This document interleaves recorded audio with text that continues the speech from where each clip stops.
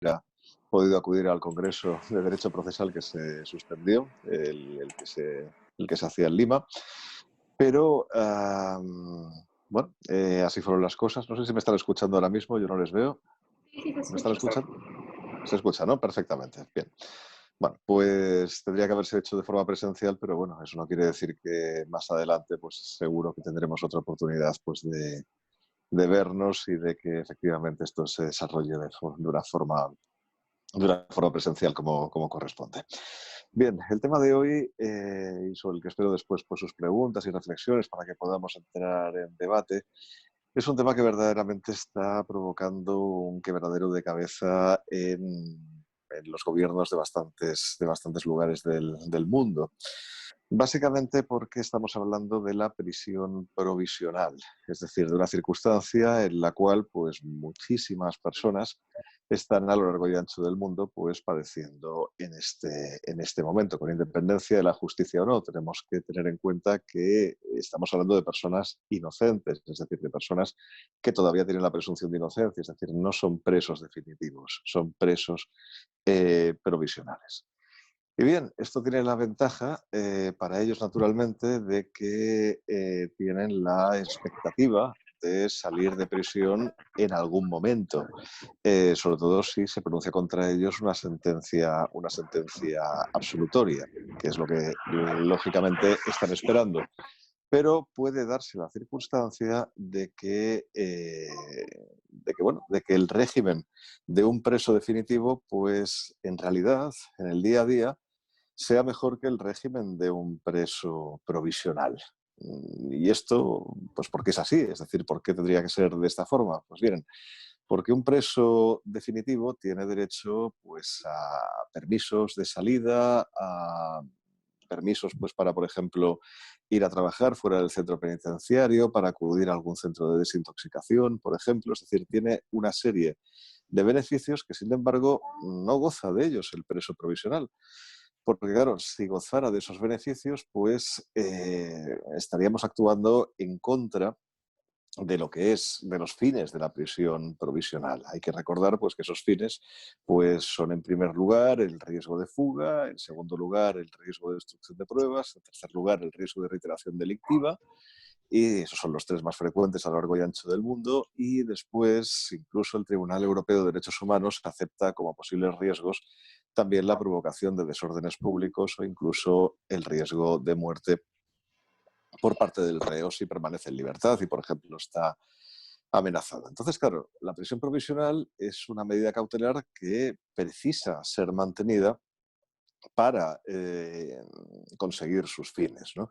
Claro, si ponemos al preso en libertad prematuramente, pues ¿qué ocurre? Que varios de los fines de la prisión provisional, pues evidentemente no van a ser cumplidos, y eso es lo que le distancia de un preso definitivo. Por tanto, insisto, su expectativa pues es mejor porque efectivamente puede ser absuelto, pero finalmente su día a día en prisión es mucho peor porque no tiene derecho pues a todos estos beneficios. Bien, entonces, en una situación como la que estamos viviendo ahora mismo, de una pandemia a nivel mundial, con un riesgo pues efectivamente alto de ser contagiado y de poder pues experimentar una enfermedad que sea incompatible con la vida pues del preso, pues claro, ¿qué es lo que tenemos que hacer, ¿no? Es decir, tenemos que ponerlos en libertad, tenemos que mantenerlos en prisión. Y aquí pues uno tiene que representarse lo que supone una cosa y la otra, naturalmente, ¿no?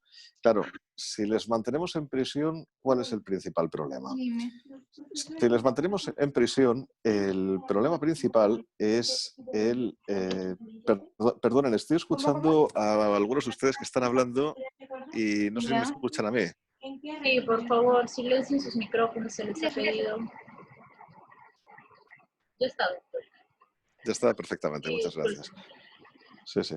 Bien, pues como les decía, claro, el problema es que, bien, mantienes al preso en prisión y por tanto, pues efectivamente cumples con los fines de la prisión provisional. Pero claro, una prisión, pues por una parte uno puede imaginar que es como una cápsula a la cual pues, es imposible que acceda a la enfermedad precisamente porque está cerrada. Pero claro, eso no es cierto, porque la prisión la visitan los funcionarios de la prisión, las personas que trabajan en la prisión, y esos no están presos, ellos tienen contacto en su día a día pues, con la población en general, y por tanto pueden traer el coronavirus a la prisión. Y entonces la situación que se puede desencadenar dentro de una prisión pues puede ser dramática, porque entonces esa cápsula que representa cualquier prisión hace que el riesgo de contagio para los presos sea, sea absolutamente devastador, ¿no? O sea, sea verdaderamente pues algo que no vaya a ser aceptable, ¿no? Entonces, claro, ¿qué vamos a hacer, no? Es decir, ¿cuál es la mejor de las soluciones pues, para este tema? Porque, claro, porque podemos acabar con una parte importante de una población penitenciaria de una prisión. Es más, o sea, se podrían producir situaciones verdaderamente incompatibles con los derechos humanos, ¿no? Por mucho que para la ciencia pues, pudiera ser útil saber qué ocurre en un espacio cerrado de personas que están infectadas y, bueno, pues cuántos se enferman más, cuántos se enferman menos, cuántos sobreviven, cuántos no tienen síntomas, un poco como pasó con aquel crucero que estuvo por el mar bueno, y que tenía personas infectadas y que ha sido muy útil para la ciencia. Claro, evidentemente eso no lo podemos hacer desde ningún punto de vista en una prisión. Faltaría más, ¿no?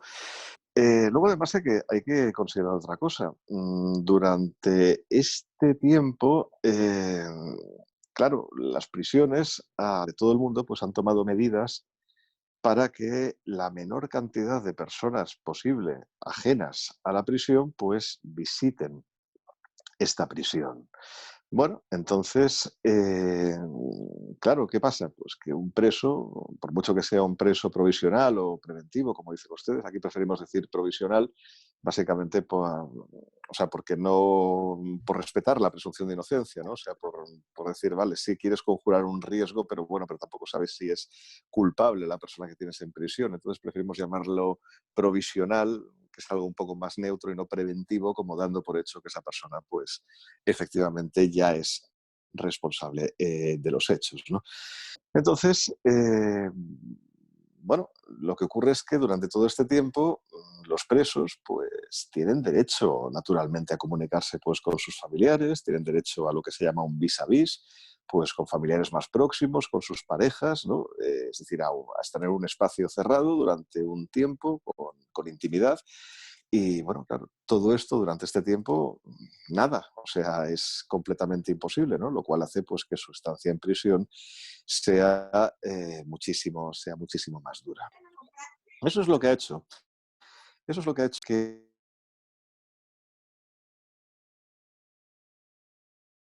el internacional la posibilidad de que al menos una parte de los presos provisionales salga de la prisión. Es decir, que no permanezca en la prisión. Pura y simplemente porque no tiene sentido, o sea, mantener a una persona que no sabe si es culpable o es inocente, padeciendo una medida cautelar que además es muy controvertida, es decir, es un auténtico avanzamiento de la pena. Entonces, claro, merece la pena mantener a esa persona en prisión, avanzándole una pena que a lo mejor ni siquiera va a ser condenado a ella. Es decir, ¿hay alguna oportunidad alternativa, alguna alternativa a este cumplimiento de esta prisión provisional? Pues bueno, pues esto es justamente lo que nos preguntamos siempre, ya antes del COVID-19, pero ahora evidentemente pues nos lo preguntamos mucho más, toda vez que existen estos riesgos de desarraigo absoluto pues, que he mencionado anteriormente con respecto a amigos y familiares que vengan a visitarlos, es decir, que la situación de aislamiento del preso pues, se hace muchísimo más grave, y además lo que les decía, lo del riesgo de contagio, ¿no? Que evidentemente pues, es terriblemente alto. Eso es lo que ha hecho que la Organización Mundial de la Salud y el Comité Europeo para la Prevención de la Tortura, entre los organismos, digamos, mundiales pues más importantes, el segundo es es del Consejo de Europa, y otros organismos internacionales, pues y otras organizaciones defensoras de derechos humanos, hayan abogado por la libertad de estos presos provisionales siempre que sea posible. Y básicamente lo que dicen, no lo han argumentado mucho, pero lo que vienen a decir, digamos, la razón de fondo de esta petición de libertad de estos presos es la siguiente. Es decir, bueno, vamos a ver, los que están, los que están en prisión por riesgo de fuga, pues hombre, teniendo en cuenta que estamos en una situación de confinamiento en la cual pues tenemos todas las fronteras cerradas, pues, y además hay controles policiales, no sé en Perú, pero aquí en España hay controles policiales por todas partes. Es muy difícil dar un paso en la calle más de 10 minutos sin encontrarse pues un coche de policía. Pues bueno, pues en esta situación, pues evidentemente no parece factible que alguien se vaya a escapar, ni muchísimo menos, ¿no? Por tanto, el riesgo de fuga pues sería verdaderamente mínimo, con lo cual se podría en este caso pues sustituir la prisión provisional de esa persona, la que concurre en riesgo de fuga, pues con un arresto domiciliario e incluso pues asegurarlo, si uno lo desea, pues con una pulsera telemática. Claro, siempre y cuando existan los medios para mantener esta pulsera telemática, que eso no existe en todas partes, es decir, una infraestructura técnica electrónica para conseguir vigilar telemáticamente a los presos que están en prisión pues con esa pulsera, ¿no? Pero claro, esto en cuanto al riesgo de fuga. En cuanto al riesgo de destrucción de pruebas, pues más o menos lo mismo, ¿no? O sea, teniendo en cuenta la situación del confinamiento, la posibilidad de un preso de destruir pruebas, pues evidentemente disminuye mucho hasta el punto de que el riesgo efectivamente en muchos casos no va a existir. Pero claro, luego está el riesgo de reiteración delictiva, ¿no? Que claro, que este es mucho más peliagudo, es mucho más complejo, ¿no?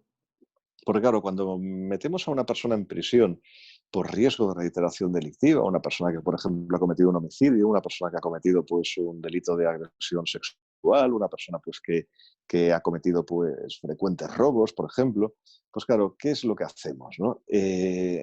¿Lo ponemos en libertad o lo dejamos en prisión?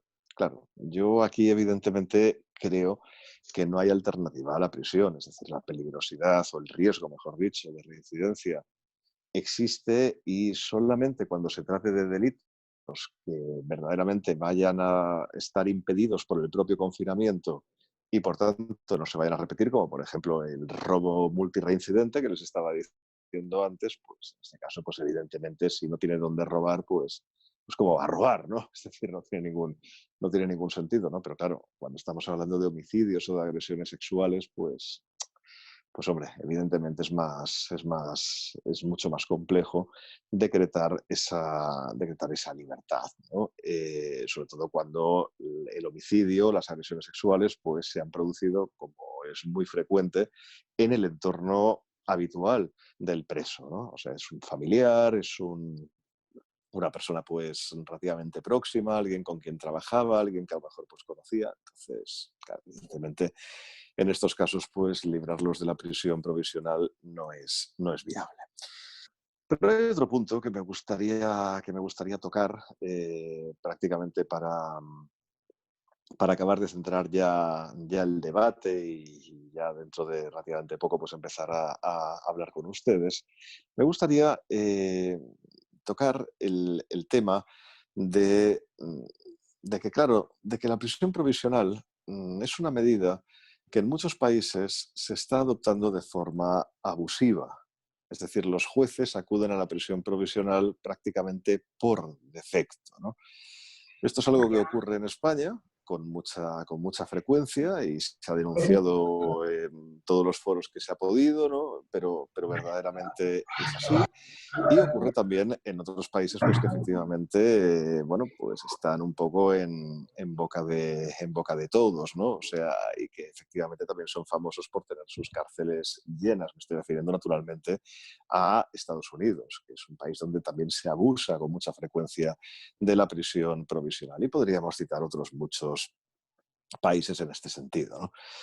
Entonces, hace tiempo que los procesalistas, también los penalistas, estamos en una especie de batalla por que la prisión provisional sea una medida, en todo caso, subsidiaria. Es decir, o sea, que no vaya a ser nunca la medida preferente que adopten los jueces, sino que tomen en consideración, en todo caso, otras medidas alternativas menos graves, menos agresivas que la prisión provisional. Y esto es algo que dicen muchas leyes del mundo. La ley española, por ejemplo, la ley de enjuiciamiento criminal, efectivamente se expresa en estos términos, ¿no? O sea, dice claramente que el juez, cuando considera la medida cautelar a imponer a un reo, tiene que optar siempre necesariamente por la menos agresiva para su libertad y, por tanto, la prisión provisional sería de las últimas medidas a adoptar. La última, naturalmente, es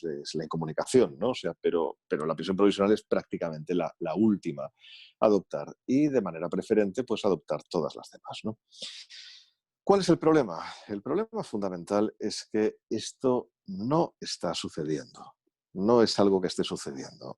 Al contrario, la prisión provisional se adopta con muchísima facilidad, como decía antes. Es decir, este es un artículo de la ley que se está incumpliendo pura y simplemente.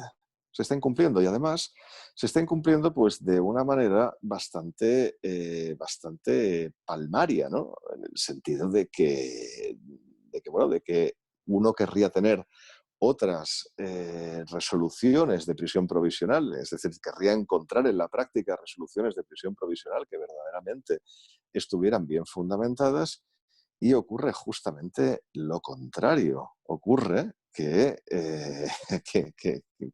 esas resoluciones no están para nada fundamentadas. Es decir, son resoluciones que siempre son las mismas, la motivación siempre tiene exactamente los mismos fundamentos y ahí pues lo único que cambia es la referencia al delito cometido, a la persona, pero luego toda la motivación es idéntica, con lo cual ahí pues es evidente que no ha habido una auténtica reflexión por parte del juez a la hora de dictar una medida tan grave como la prisión provisional, ¿no? Es decir, es como si de alguna forma la historia llevara a los jueces a decretar siempre la prisión provisional y de alguna manera fuera lo que menos trabajo les da, lo que fuera más fácil, ¿no? Que esto es algo que puede sorprender naturalmente a quien nunca ha sido juez o a quien no conoce esas resoluciones o a quien no conoce cómo trabaja un juez, ¿no? Pero claro, hay que tenerlo en cuenta, ¿no? Efectivamente, la resolución de prisión provisional está prácticamente siempre hecha, ¿no? Ya por defecto, ¿no?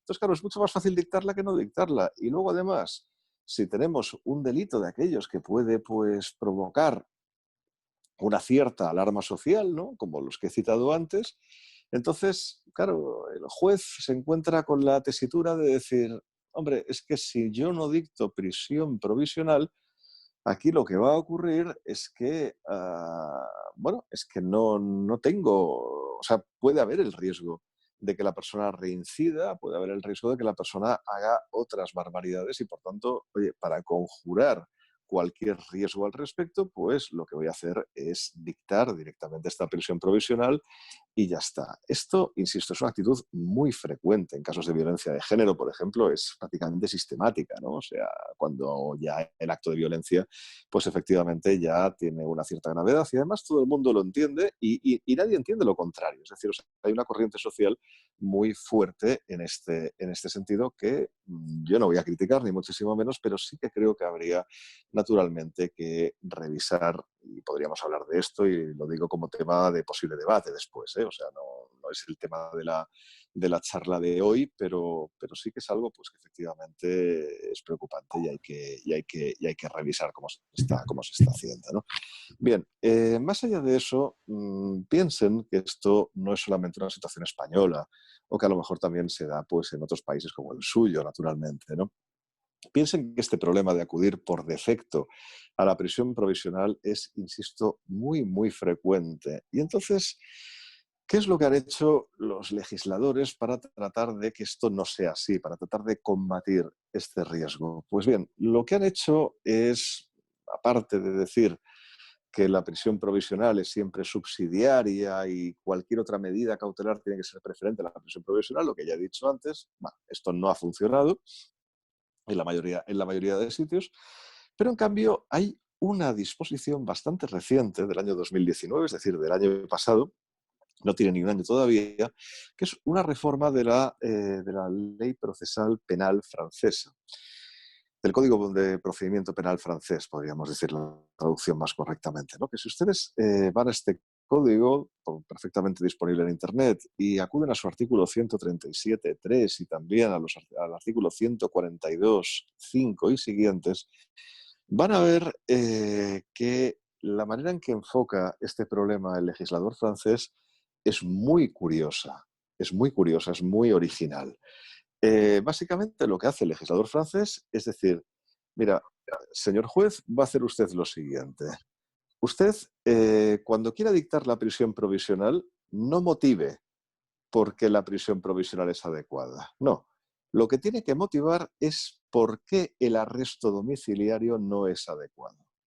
Es decir, lo que le está diciendo el legislador al juez es que tiene que adoptar el arresto domiciliario. Esa es la medida por defecto, esa es la medida que no le va a provocar problemas. Esa es la medida que, de alguna manera, pues le va a resultar más fácil dictar y le va a provocar menos trabajo. Entonces, si no quiere adoptar el arresto domiciliario, con vigilancia telemática o no, depende del caso, ¿no? Si no quiere adoptar ese arresto domiciliario, entonces tiene que motivar por qué no adopta el arresto domiciliario. No, no porque adopta la prisión, sino por qué no adopta el arresto domiciliario. Por qué el arresto domiciliario no es adecuado para esa situación. Es decir, le hace trabajar, le hace tener ese esfuerzo complementario. Y a partir de ahí, pues tendrá que motivar no solamente por qué es procedente la prisión, sino por qué no es procedente el arresto domiciliario. Es decir, cuáles son las causas de peligro objetivo que se dan para justificar que efectivamente el arresto domiciliario no sea la medida adecuada. Y bien, y es una estrategia que a mí me parece bastante acertada, ¿no? Por lo menos en el terreno de los principios. Luego hay que ver si funciona en la práctica o no. Eso todavía no tenemos datos. Hay que saberlo, hay que verlo a largo plazo, ni siquiera a corto plazo, ni siquiera en un año. Hay que ver si la medida pues, ha funcionado. Al principio seguro que no habrá funcionado. Los jueces habrán, pues, básicamente dictado la prisión provisional exactamente igual, o habrán dictado que no procede el arresto domiciliario porque procede la prisión provisional, pero hay que ver cómo se han comportado los tribunales de apelación de Francia en el sentido de corregir estas prácticas. Es decir, hay que ver si se han comprometido en ese cambio de rumbo claramente deseado por el legislador o bien han seguido haciendo pues un poco lo de siempre, ¿no? Entonces, por eso hay que ver efectivamente cuál ha sido las consecuencias de esta medida. Pero insisto que en el terreno de los principios me parece una medida bastante creativa y al menos inteligente, ¿no? Cosa que muchas veces lamentablemente pues no es frecuente, por desgracia, ¿no? Bien, con lo cual, bueno, este es todo un poco todo el trasfondo, ¿no? de toda la cuestión. Pero ya prácticamente para acabar, porque no les quiero quitar tiempo de debate, yo llevo ya casi media hora hablando, el tiempo pasa, el tiempo pasa rápido y no quería hablar más de ese plazo, que era el que habíamos establecido. ¿Qué ha hecho el legislador español con este tema del COVID-19 con respecto a los presos provisionales? ¿Qué es lo que ha hecho? Pues bien, la verdad es que las noticias que les tengo que traer son un tanto curiosas, ¿no? Pero yo se las digo de manera objetiva y a partir de ahí, pues luego vamos a entrar en un juicio de valor sobre lo que ha hecho, ¿no? ¿Qué ha hecho el legislador español? Pues bien, el gobierno de España, el 14 de marzo, decretó por Real Decreto el estado de alarma, ¿no? Es decir, decretó pues el confinamiento de toda la población en sus domicilios en unos términos que muchos juristas hemos opinado que superan muy claramente lo que es posible hacer en un estado de alarma, ¿no? O sea, que básicamente lo que te permite es controlar los movimientos de personas a unos lugares o a unas zonas, pero no te permite confinar a la población en los domicilios, como ha ocurrido aquí en España. Es decir, a mi entender, ha sido una vulneración del derecho fundamental a la circulación, que tiempo habrá de hablar de ella, porque me parece completamente desproporcionada, pero al margen de esto, lo cierto es que a partir de ese Real Decreto, pues, ¿qué es lo que hizo el gobierno? Bueno, pues decretó la suspensión de todos los plazos procesales. de todos los plazos procesales, porque previamente venía de declarar también la suspensión de todas las actividades laborales del Estado pues que no fueran esenciales. Y básicamente dejó abiertos únicamente pues, servicios sanitarios, servicios de alimentación y, cuidado que esto es reseñable, servicios de expenduría de tabaco, ¿no? Lo cual, pues, en fin, es algo que nos pareció curioso a bastante gente, incluso a bastantes fumadores, ¿no? Que los negocios de tabaco pudieran seguir abiertos, pero efectivamente así se decretó, ¿no? En todo caso, claro, la justicia no fue considerada un servicio esencial. Esto puede chocar, puede sorprender, pero efectivamente la justicia no fue considerada un servicio esencial.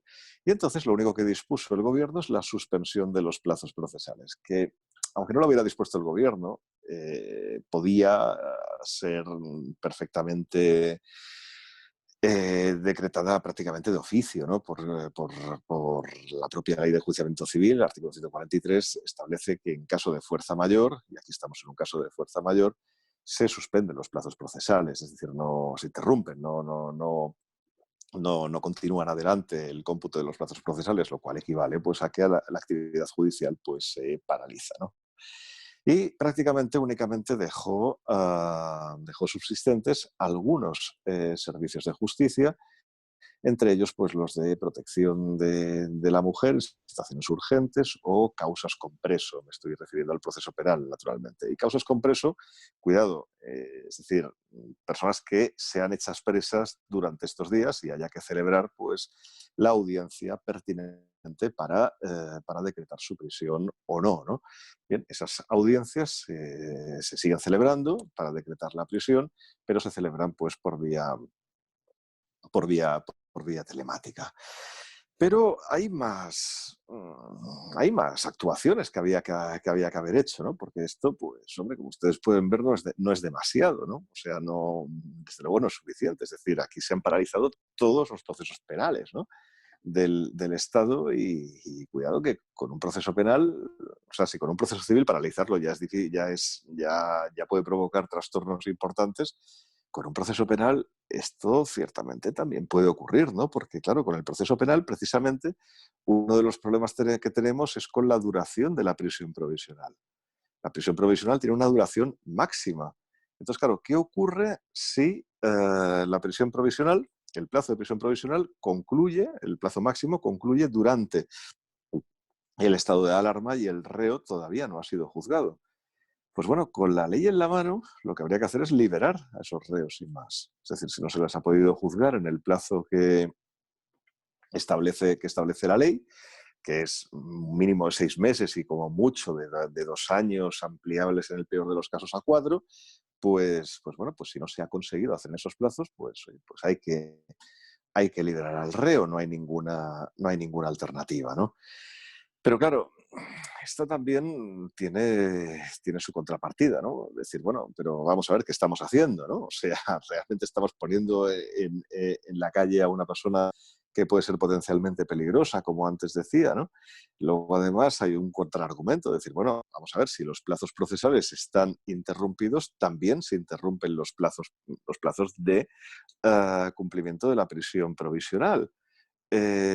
Pero claro, luego viene el otro contraargumento de decir, vale, sí, está interrumpido el plazo de prisión provisional, pero bueno, lo cierto es que al final el reo, por mucho que su plazo esté interrumpido, la cuestión es que se está pasando ahí los días en prisión. Es decir, al final va a cumplir más tiempo del que realmente correspondía, ¿no? Bien, de todo esto se tendría que haber ocupado el legislador a través de los reales decretos leyes y luego el gobierno proponiendo las normas adecuadas al Parlamento, ¿no? Pero no se ha hecho nada en este sentido, ¿no? Yo, en el caso de la prisión provisional, les digo lo que pienso, ¿no? O sea, creo que esos plazos, pues bueno, tienen que provocar naturalmente la soltura del preso, es decir, la libertad del preso porque el plazo se ha cumplido. Y si antes estábamos hablando de que había que ser generosos con esos presos provisionales que pudiéramos liberar, bueno, pues este es un caso claro de preso provisional que podemos liberar. Oye, si el Estado no ha conseguido juzgarlo en el plazo mínimo, es culpa del Estado, no es culpa del preso, ¿no? Pero al mismo tiempo creo que hay que obrar con una cierta cautela, ¿no? Porque efectivamente podemos estar liberando a personas verdaderamente peligrosas, ¿no? Entonces, bueno, ¿cómo hacemos eso, no? Es decir, ¿cómo combinamos las dos actuaciones? Bien, yo aquí creo que desde el principio de esta crisis tuvo que haberse organizado un servicio de proceso telemático, es decir, de audiencias telemáticas, es decir, de manera que se pueda acelerar el proceso a distancia, ¿no? Por lo menos intentar posibilitarlo, ¿no? Y a lo mejor en alguno de estos casos hubiéramos conseguido juzgarlo, ¿no?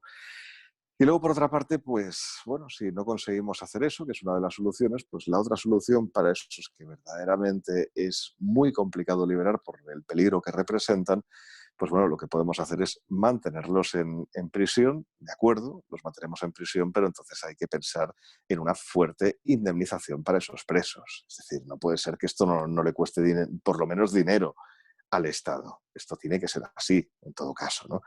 Por tanto, eso es lo que creo que habrá que legislar iba a decir en el futuro, pero no, en realidad es en el presente, porque estamos en una situación presente y que ojalá no dure tanto tiempo, ¿no? Pero desde luego hay que resolver estas situaciones y no se pueden dar ni mucho menos por descontadas, ¿no? En fin, yo en el tiempo que me ha correspondido he pretendido pues hacer un resumen de los problemas principales que puede plantear esta cuestión, pero bueno, ya ven que la problemática es verdaderamente rica y que puede ir naturalmente muchísimo más allá, ¿no? Con lo cual, pues yo ahora me quedo aquí a su disposición para realizar el debate y cualquier otra cuestión que se les suscite, pues aquí estoy pues para intentar ayudarles o para intentar pues responder a la cuestión. Muchas gracias por su atención.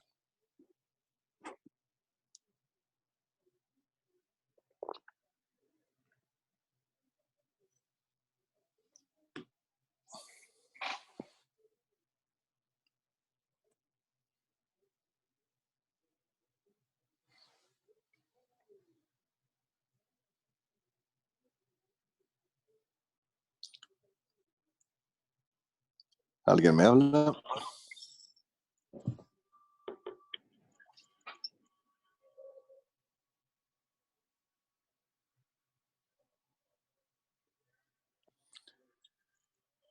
Buenas tardes, ¿alguien me habla? ¿O cerramos ya el debate? Doctor, muy buenas noches. Buenas noches. Quisiera, primero que nada, muchas gracias por tan interesante teleconferencia. Quisiera plantear una pregunta. Dígame. El Código Procesal Penal peruano establece que para dictarse una prisión preventiva se debe observar rigurosamente el principio de proporcionalidad y para ello habría que realizar una ponderación. En esa línea, en un contexto de pandemia que estamos viviendo, ¿cuáles son aquellos derechos fundamentales que tendrían que ponderarse y por qué la prisión preventiva en esta situación extrema resultaría desproporcional? Muchas gracias, doctor. Gracias. No, aquí el derecho que hay que ponderar, bueno, más que ponderar, no es una expresión que se utiliza mucho, es técnica incluso, pero exactamente igual que le ocurre al profesor García Amado de Filosofía del Derecho, me provoca dudas, ¿no? O sea, porque al final la ponderación es algo tremendamente subjetivo y que depende pues completamente de las circunstancias del observador, lo cual hace que escape a un control muchas veces pues verdaderamente objetivo, que es lo que queremos, ¿no? Más allá de otras consideraciones. No. Aquí, evidentemente, el derecho en juego es el derecho a la libertad del reo, eso por supuesto, ¿no? Y luego, por supuesto, pues está el derecho a la seguridad de los ciudadanos, ¿no? Pero en el caso del preso preventivo tenemos el problema de que o el problema o la circunstancia de que es inocente. Y claro, como es inocente, mantenerlo en prisión a toda costa, pues por supuesto puede representar un riesgo importante de vulneración de su derecho a la libertad que sea desproporcionado, ¿no? Entonces, por eso hay que considerar todas estas circunstancias que yo he dicho antes. Es decir, más que entrar en una ponderación de derechos, lo que hay que ver es si las circunstancias que motivaron su prisión, es decir, los riesgos que existían cuando entró en prisión y que fueron las razones por las cuales entró, se pueden de alguna forma prevenir con el confinamiento. Es decir, si ese confinamiento domiciliario en el cual estamos pues, en tantas partes del mundo, pues efectivamente puede prevenir esos riesgos. Eso es lo que creo que hay que hacer, más allá de entrar en otras operaciones jurídicas pues, más complejas. Pero yo creo que esa es la operación básica que hay que hacer en todo caso.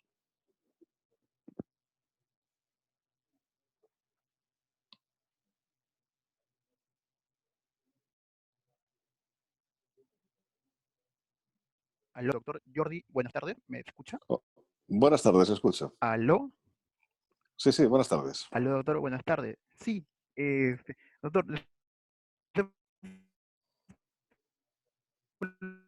una No pregunta, le- sí. elección de librado, miembro del taller en los que los imputados cumplen prisión preventiva temporal. Se está priorizando el principio de prevención, entendida esta como por la sola condición de persona vulnerable, incluida dentro del catálogo de personas riesgosas, sin atender condiciones internas de los reclusos, distintas a las comúnmente se conoce como hacinamiento y carencia de condiciones salubres. En el Perú se está habilitando actualmente un ex penal que fue cerrado por ciertos motivos para derivar a los internos de otros penales en Lima, considerados estos riesgosos para preservar su salud y otros derechos conexos como la vida. Le formulo la pregunta, doctor, ¿considera esta medida de habilitar un ex penal para aislar a los internos con riesgo de contagio como personas mayores de 60 años, internos que sufren de una enfermedad grave, para reducir esta expansión de internos contagiados, contribuiría con los estándares de exigencia que la Corte Interamericana de Derechos Humanos ha señalado profesional necesaria que podría reducir esta expansión de contagio dentro de los establecimientos penitenciarios, atendiendo de que actualmente...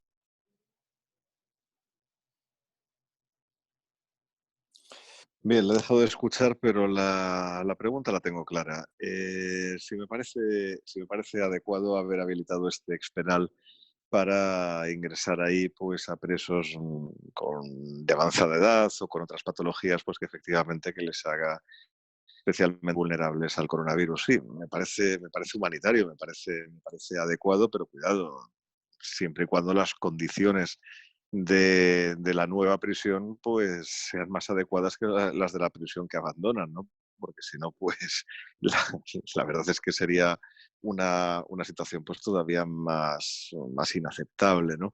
Por tanto, sí, todo lo que sea preservar la vida de esos reos pues es positivo, pero insisto, hay que cuidar mucho las circunstancias de la nueva prisión, del nuevo centro penitenciario habilitado para estas personas.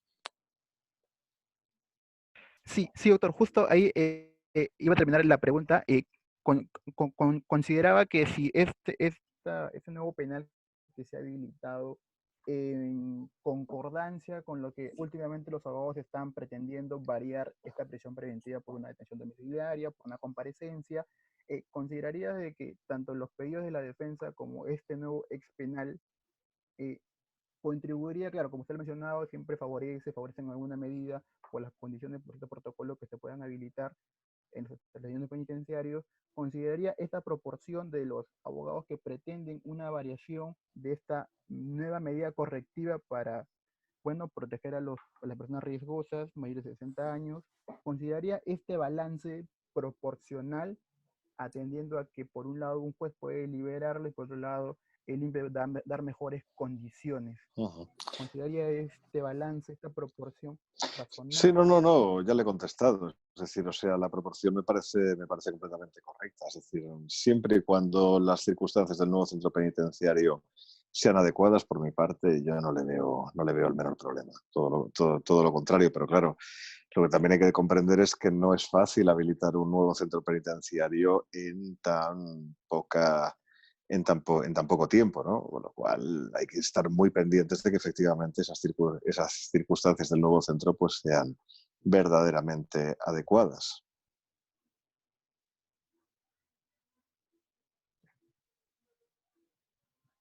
Ya, doctor, doctor, por un tema logístico con la compañera Grecia, voy a dirigir este debate y Sí, sí, ningún voy a problema. dar el pase, a la señorita Astrid Silva, quien va a formular una pregunta. Por favor, Silva, activar su micrófono para formular. Profesor Jordi, buenos días, Hola, buenos buenas días. tardes, buenas Ya, noches ya, por ya, allá. ya no sabemos ni dónde estamos, no se preocupe. Muchas gracias por la exposición. Quisiera hacerle una pregunta en relación justo a algo que ya ha comentado tangencialmente, que es la situación de aquellas personas que cometen delitos considerados de violencia de género, pero en Sí, específico quisiera concentrarme en las agresiones sexuales, ¿no? sí. En el Perú nos encontramos en el día 33 de la cuarentena y a lo largo, desde que se inició la cuarentena hasta el día de hoy, el reporte, según el Ministerio de la Mujer, se han reportado 87 casos de violación sexual y 56 de estos casos se han cometido contra niñas, ¿no? A Ujú. veces a algunas personas les parece que apelar a la cantidad que se produce estos casos puede ser una cuestión emocional o algo así, ¿no? Sin embargo, este es un dato objetivo que se está produciendo en medio de toda esta situación de emergencia. Y mi pregunta sería la siguiente, ¿no? En estas situaciones en donde las agresiones sexuales se han cometido dentro de la vivienda de la víctima y siendo que en los casos de violación sexual eh, uno de los medios de prueba más importantes es el testimonio que ofrece la víctima, o sea, ¿cómo podemos conjurar, o no sé si conjurar, pero balancear en todo caso el hecho de tener que separar del espacio físicamente donde habita el agresor de su víctima, separarlos, y la medida de prisión preventiva, ¿no? ¿O qué opinión le No, merece no, esta no, situación? ahí está claro. Es decir, ese es uno de los casos que yo comentaba antes de riesgo de reiteración delictiva absolutamente evidente, ¿no? Es decir, por mucho COVID-19 que haya, incluso pues otras enfermedades a lo mejor más graves, lo que no puede ser desde ningún punto de vista es que esa persona objetivamente peligrosa pues vaya otra vez a compartir el domicilio con la persona pues, a la que ha agredido, pero cuidado, hay que recordar que también es importante. Cuando se dicta la prisión provisional, los jueces suelen cometer el error de pensar siempre primero en el riesgo que pueda existir, que pueda representar el reo, y dejan de lado algo que es importante, que es que el primer requisito de la prisión provisional es que haya prácticamente una certeza de responsabilidad, es decir, de que la persona que metes en prisión provisional efectivamente ha realizado el hecho. Es decir, si esa constancia del delito, esa prácticamente certeza, insisto, esa conciencia de que si ese juez en aquel momento fuera el que tuviera que dictar sentencia, la dictaría condenatoria, ese es un poco el parámetro que hay que tener en cuenta, bueno, eso tiene que existir. Es decir, esa reflexión tiene que haber tiene que haber sido hecha en la resolución que ordenó la prisión provisional. Si esa reflexión no existe, es decir, si existen dudas serias de que efectivamente la persona ha cometido los hechos en este estadio pues, embrionario del proceso penal, este estadio inicial del proceso penal, pues entonces no podemos continuar, no podríamos haber dictado ya la prisión. Y si no podríamos haber dictado la prisión provisional, pues imagínense ustedes si encima en una situación como esta de pandemia, pues tenemos que mantener a esa persona en prisión. Es que esto no tiene sentido, ¿no? Por tanto, ahí habría que hacer un esfuerzo de averiguación de los hechos. Y además, en este caso concreto, de la violencia de la violencia de género, de la violencia sexual, vamos a ver, se comete un error muy frecuentemente, ¿no? Que es que estos casos habría que juzgarlos muy rápidamente, sobre todo para evitar las retractaciones de la víctima, que nos matan, nos parten por la mitad cuando se producen verdaderamente, ¿no? No, y además, cuanto más tiempo pasa, más difícil es investigar los hechos, porque más posibilidades hay de que salgan testigos falsos, de que las evidencias psicológicas de impacto en la víctima pues hayan desaparecido y por tanto no sean realmente rastreables por un psicólogo. claro, todo eso hace que estos casos tuvieran que ser directamente privilegiados por la jurisdicción penal y ser juzgados rapidísimamente. Yo hace años que estoy proponiendo que estos casos se juzguen en la misma semana en que han ocurrido. O sea, es decir, que no se tarde más tiempo, que se vaya muy rápidamente. Precisamente para evitar estas situaciones de incertidumbre, de prisión provisional, no, vamos a la prisión definitiva directamente, ¿no? Y sobre todo también para dar una sensación de eficacia de la justicia, en el sentido de que quien realiza uno de estos actos execrables pues vea que tiene una respuesta penal muy rápida, y además también para que en estos procesos de tan difícil prueba, porque cuidado, son casos de muy difícil prueba, pues bueno, estos casos sean resueltos lo antes posible, porque no por dejar pasar el tiempo y tener el expediente de ese caso agarrando polvo en un armario, pues no por eso el caso va a estar mejor juzgado, ¿no? O va a parecer que está mejor juzgado. No, al contrario. Hay que juzgarlo lo antes posible. Ustedes pueden decir a lo mejor, hombre, pero eso es precipitado. No es precipitado, si al final la atención que se dedica al caso es la misma. O sea, lo que pasa es que se puede hacer, pues, al principio, o se puede hacer al cabo de un año o al cabo de un año y medio, pero al final la atención que se le dedica es la misma. Mire, le pondré un ejemplo y con esto ya le acabo de contestar. Los profesores de universidad, en mi universidad por lo menos, pues tenemos 15 días para corregir los exámenes de los alumnos, ¿no? 15 días. Y entonces, pues bueno, la mayoría de mis compañeros, pues por desgracia, y esto es una tradición, pues tardan esos 15 días, es decir, publican las notas en el día 14, ¿no? O en el día 15. Las calificaciones las publican pues muy tarde, ¿no? Y yo, en cambio, hago el máximo esfuerzo por corregir los exámenes el primer día y publicar las calificaciones el primer día, el mismo día en que se ha hecho el examen. ¿Y por qué lo hago así?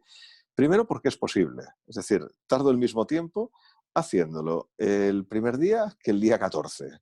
Pero con la ventaja de que si lo hago el primer día, el alumno tiene la ventaja de poder recordar su examen, poder recordar lo que ha hecho. Y así, pues, en la revisión de ese examen, pues efectivamente está en mejores condiciones de defenderse, ¿no?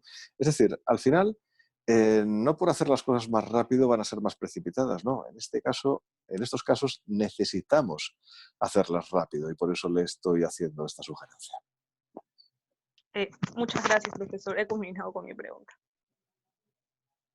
Muy bien, continuando con la ronda de preguntas, le damos el pase al joven Sergio Díaz Chunga.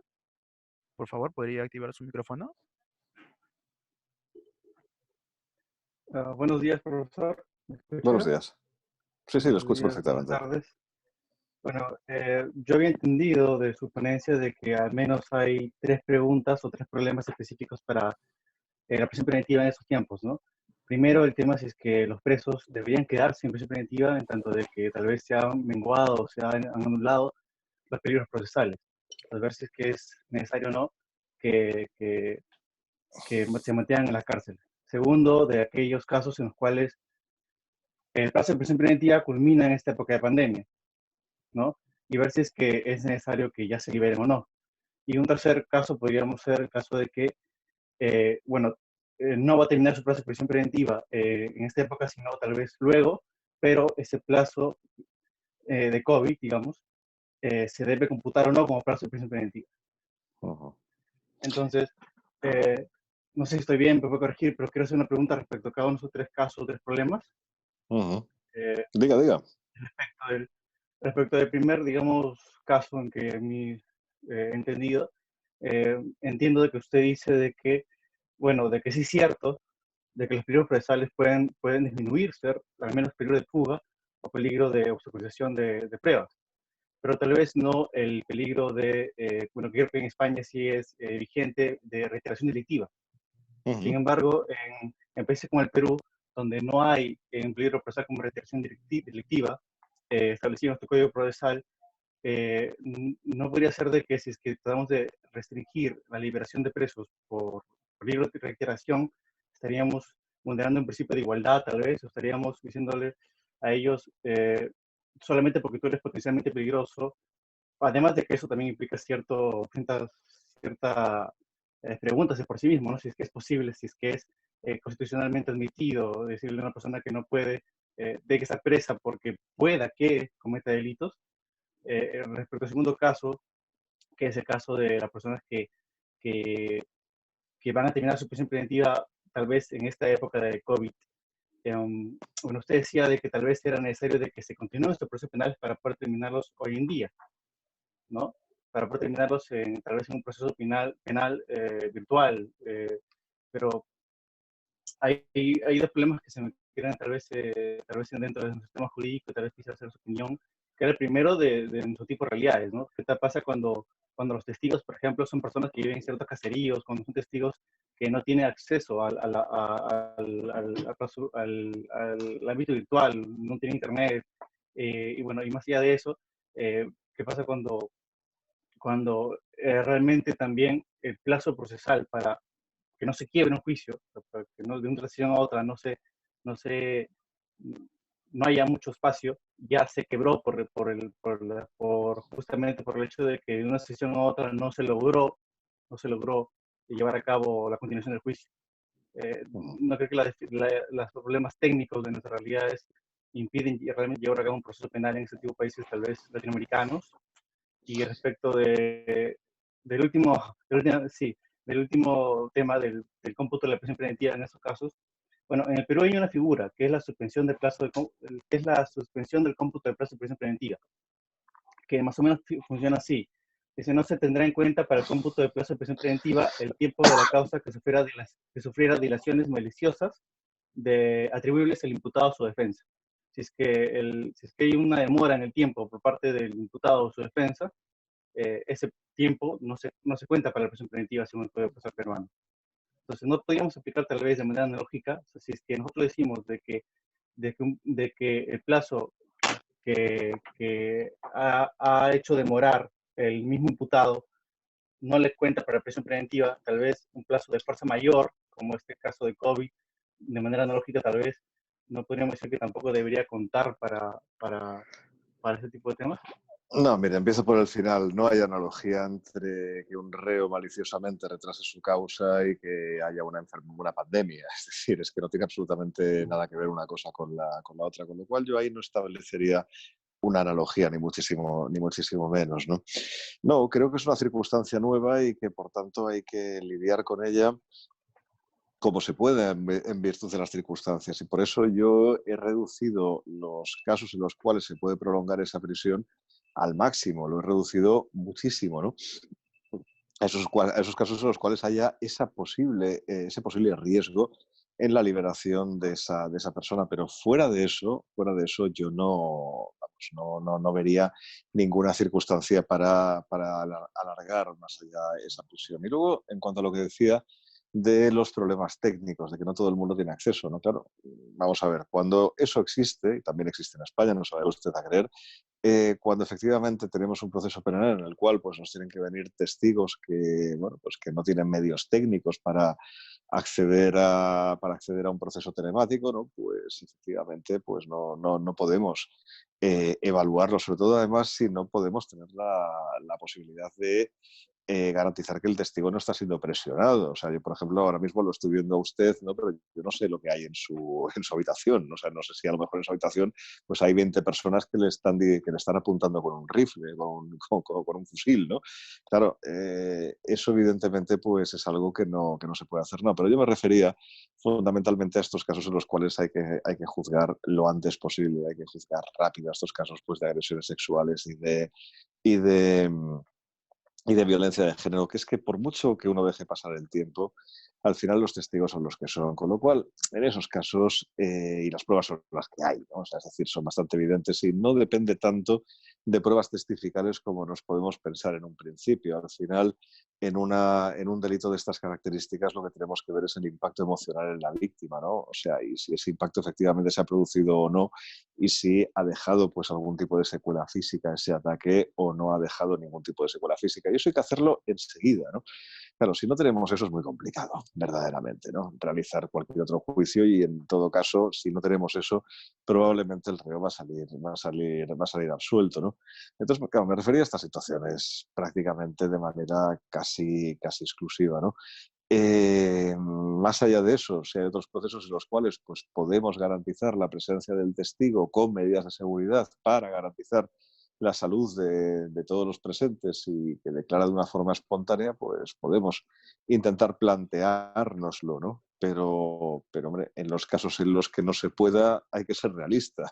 En la vida uno no puede conseguir todo lo que quiere, con lo cual, si eso no se puede hacer, pues simplemente habrá que esperar a que pase esta situación anormal, esta situación excepcional, y entonces pues celebrar el proceso de vida, ¿no? Muchas gracias, profesor.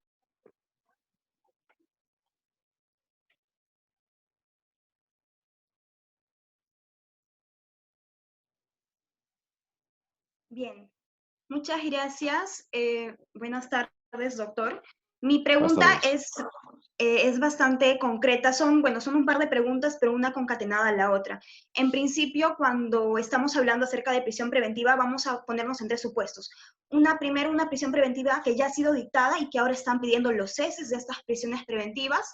Y posteriormente los nuevos pedidos de prisión preventiva, y acá desligarlo en dos tipos de delitos. Los delitos, digámosles, de menor impacto, por así decirlo, y los delitos que ya ha venido comentando la compañera relacionados a agresiones sexuales. Bien, con relación al primero, ha habido recientemente un pronunciamiento, me parece hace 2 días, sobre la cesación de prisión preventiva de Martín Tirado, que está relacionado con el caso Odebrecht, ¿correcto? Dentro de esta resolución, que son una de las primeras que se está dictando en esta materia justamente por la pandemia, este sujeto, Martín Tirado, la imputación concreta en su proceso está vinculado a su pertenencia a una organización criminal.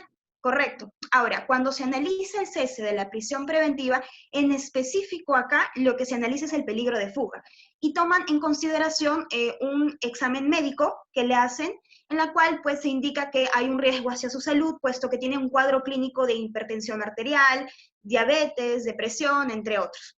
Básicamente, en esta resolución, al analizar el peligro de fuga, se centran de manera específica en el derecho a la salud de este imputado, lo cual es correcto. Sin embargo, lejos de este caso en particular, vamos a ver que cuando nosotros analizamos el peligro de fuga de acuerdo a nuestro ordenamiento jurídico, dentro, ¿no?, de uno de los supuestos para justamente verificar o no si existe peligro de fuga, es la pertenencia del imputado a una organización criminal. Ahora, dentro de esta misma resolución, si bien es cierto, analizan el derecho a la salud de este sujeto, pero al otro lado, y de manera muy tenue y no es muy enfático en este caso el Poder Judicial, señala que todas las fronteras, tanto terrestres, aéreas, marítimas, fluvial, están cerradas. Y con eso termina de conjugar diciendo que, claro, no hay peligro de fuga. Pero en este caso, nosotros hemos visto también recientemente que muchas personas se han estado trasladando, en la praxis se siguen trasladando a nivel nacional. ¿Por qué? Porque justamente ha visto un caso de un funcionario público que ha falsificado los pases para que estas personas puedan transitar. Entonces, si estamos hablando de organizaciones criminales y justamente se ha introducido esto dentro de nuestro código, ¿por qué? Porque en la praxis sabemos que estas organizaciones criminales tienen los vínculos, tienen la posibilidad de poder justamente a las personas miembros de estas organizaciones que puedan pues corromper a otros funcionarios mayores o de menor rango. Entonces, ¿qué sucede? En este caso en particular, bueno, han dicho por el derecho a la salud, pero vamos a ver otros casos en los cuales no está implicado el derecho a la salud de esta persona, pero sin embargo, bajo ese solo argumento de que todas las fronteras están cerradas, se les pueda dar o no el cese de la prisión preventiva. Por un lado. Ahora, en otro aspecto, sobre los nuevos pedidos de prisión preventiva, es esto lo que se está alegando básicamente. Dos cosas. Ya se han visto muchos, principalmente en las fiscalías de corrupción de funcionarios, que ha habido un caso sobre un ciudadano chino, en la cual quien trabajaba para una red de salud y se había apropiado de estas muestras rápidas, de estas pruebas rápidas, para descartar el COVID. Entonces, en ese caso, no le dictaron la prisión preventiva bajo el mismo argumento. Todo está cerrado. Pero vamos a ver, ojo, ¿qué pasa? Que la defensa alega, ¿por qué el Ministerio Público está pidiendo la prisión preventiva si es que el Ministerio Público no va a poder investigar. ¿Por qué? Porque todo está cerrado, no va a poder pedir información, no están atendiendo la información, todas las entidades públicas básicamente están atendiendo lo que es el COVID y no están, no Perdone, puede básicamente perdone que investigar. le interrumpa. ¿Cuál sería su pregunta? Que es que si no hay muchas personas que Claro, quieren es que, preguntar y correcto. querría que concretáramos un poco más las preguntas. Dígame. Correcto. En este caso, básicamente, anteriormente, al analizar la prisión preventiva, nosotros tenemos ciertos requisitos, como en el primero, el tema de la organización criminal. Si bien es cierto, todo lo tenemos que ponderar con el derecho a la salud debido a la pandemia, pero cierto es que no podemos decir de manera general de que estas personas no existe peligro de fuga por este solo dictado general de que no va a poderse trasladar de un lado a otro, porque realmente sí hay esa posibilidad. Ya hemos visto, muchas personas se están trasladando. Sí existe un real peligro de fuga. Entonces, ¿cómo deberíamos analizar estos ceses de prisión preventiva, estos nuevos pedidos de prisión preventiva?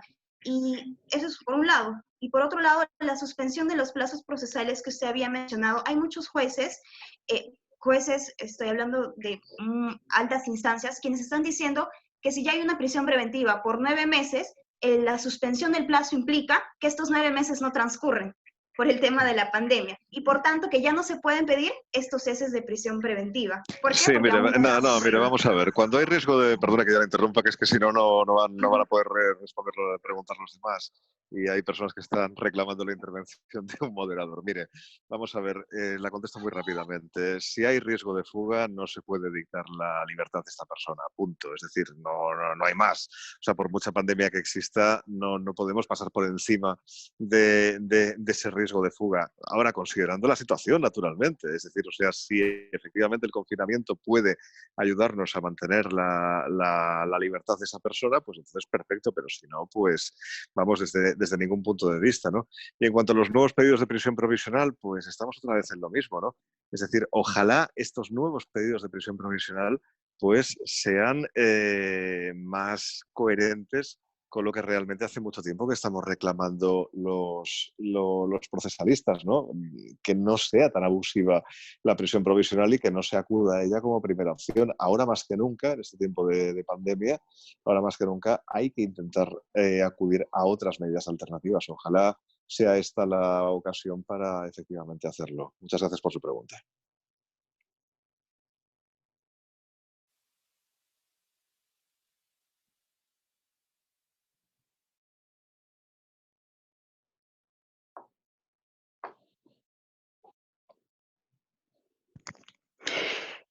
Buenas tardes, ¿se me oye? Sí, Perfectamente. sí.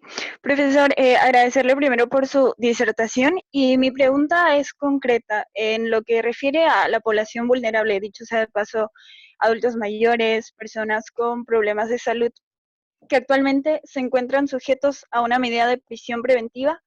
Ante este contexto en el que vivimos de esta pandemia, a su criterio, ¿usted consideraría que eh, este hecho justificaría la puesta en libertad o quizá la variación de la medida por una menos gravosa de esa Sí, sí, población, naturalmente. teniendo en Natural. cuenta, sí, que son netamente población vulnerable, o debería analizarse cada caso en concreto y motivarse con un mayor rigor o algo por el estilo?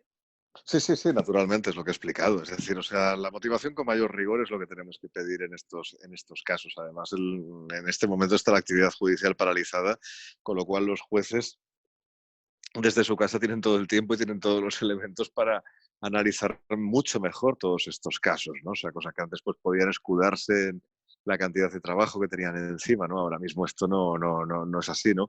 Pero sí, en estos casos es que hay una razón humanitaria evidente, ¿no? Que tenemos que tener en cuenta. Lo que pasa es que, claro, siempre pensamos en lo que ha hecho esta persona o lo que creemos que ha hecho, que insisto, que no ha sido juzgada, que tiene la presunción de inocencia. Por tanto, en ese escenario de presunción de inocencia hay que priorizar el interés del reo por encima de cualquier otro interés. De lo contrario, lo estaríamos tratando como prematuramente culpable y eso en un proceso penal no lo podemos hacer.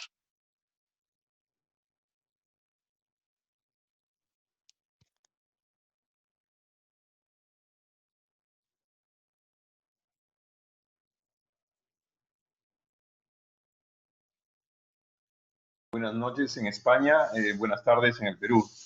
Mi Buenas agradecimiento noches. por la exposición. En realidad, de manera muy sucinta y concreta, simplemente la pregunta era la siguiente. Si esta situación de pandemia y cierre de fronteras y controles policiales, incluso en el caso peruano, controles del ejército, implica un factor a tener en cuenta en la evitación del riesgo, del peligro de fuga, ¿cuál es su opinión respecto a los estándares probatorios para, de una u otra manera, considerar si existe o no existe el llamado peligro procesal, el llamado peligro de fuga o el llamado peligro de perturbación de la actividad probatoria? Y pregunto esto en la medida de que en el caso peruano, jurisprudencialmente, lo que estamos utilizando es justamente las reglas de los estándares probatorios, es decir, esos criterios epistemológicos para decirnos sospecha grave, sospecha fuerte, sospecha fundada respecto al peligrosismo. ¿Cuál es su opinión, profesor? Muchísimas gracias.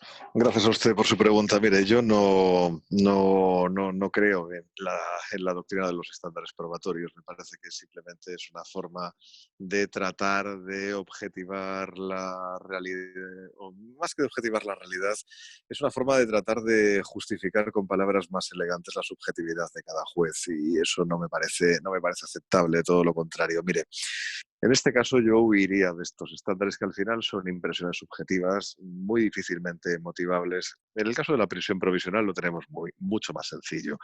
En el caso de la prisión provisional es muy claro, solamente se puede avanzar la pena sobre una persona que efectivamente tengamos la convicción de que es culpable en ese momento tan inicial. Por tanto, la pregunta que se tiene que hacer el juez que va a dictar la prisión provisional es: ¿yo condenaría a esta persona con los datos de que dispongo en este momento? ¿La condenaría sí o no? Es muy sencillo, no hay que alambicarlo con estándares, ni siquiera recurrir al más allá de toda duda razonable. No. Yo como juez, con mi formación, con mis conocimientos jurídicos, yo condenaría a esta persona. Y si la respuesta es sí, puede dictar la prisión provisional. Pero si la respuesta es no lo sé, todavía no estoy seguro, faltan más investigaciones, entonces no puede dictar la prisión provisional. Es decir, trato de dar más que un estándar, ¿no?, que puede al final pues servir de apoyo, yo creo que falso, o de una falsa seguridad a la hora de dictar ciertas resoluciones. Yo trato de darle algo mucho más tangible, ¿no? Es decir, ¿usted dictaría sentencia condenatoria con los datos que tiene, sí o no? Y si la respuesta es o no, estamos muy al principio, todavía no sabemos qué va a ocurrir, pues entonces es que no puede dictar usted la prisión provisional. Es absolutamente evidente. Con lo cual, en este caso, ya le digo, no hace falta complicarse mucho más. Es tan sencillo como eso.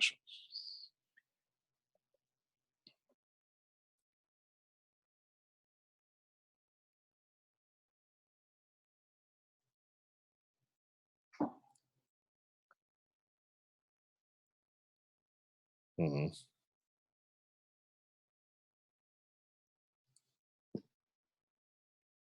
Mm.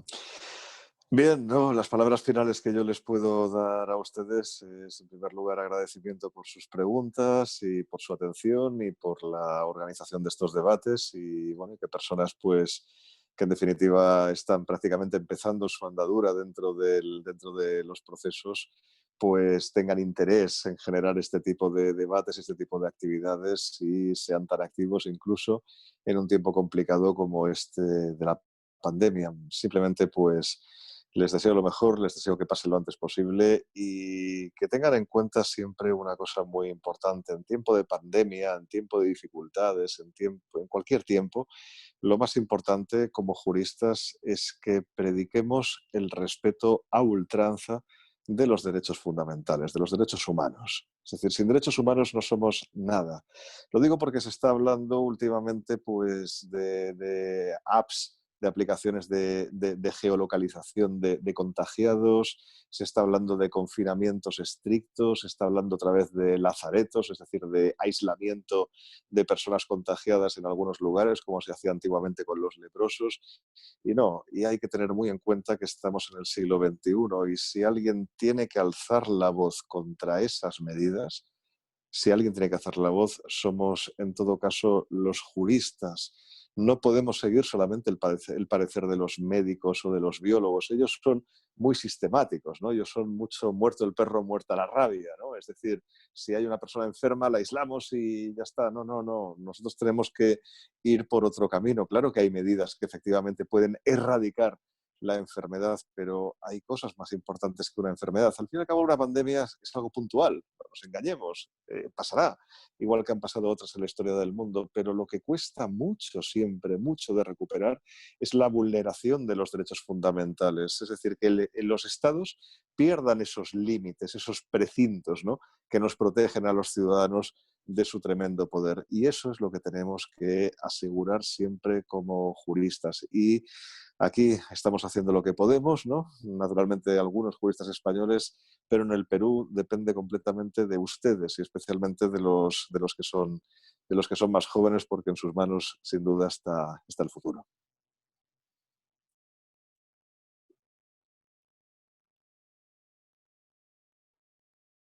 Mm.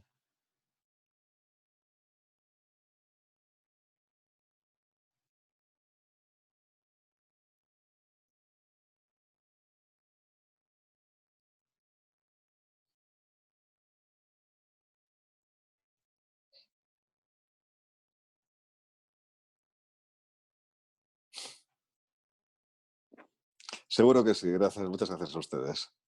Gracias. Hasta luego.